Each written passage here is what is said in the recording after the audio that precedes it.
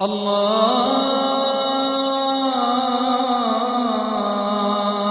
أكبر الله أكبر الله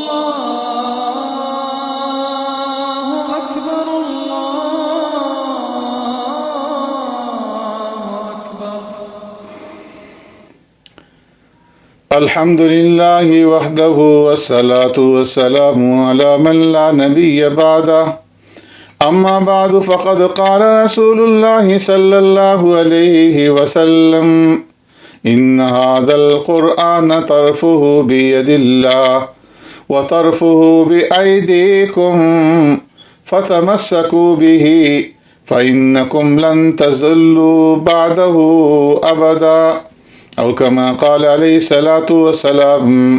صدق رسول اللہ صلی اللہ علیہ وسلم. معزز سامعین، پیارے پیغمبر صلی اللہ علیہ وسلم نے ارشاد فرمایا، یہ قرآن، اس کا ایک کنارہ اللہ کے ہاتھ میں ہے اور ایک کنارہ تمہارے ہاتھ میں. پس اس قرآن کو مضبوطی سے سنبھالے رکھو، کیونکہ اگر تم نے قرآن حکیم کا دامن مضبوطی سے سنبھال لیا تو تم کبھی بھی گمراہ نہیں ہو سکتے.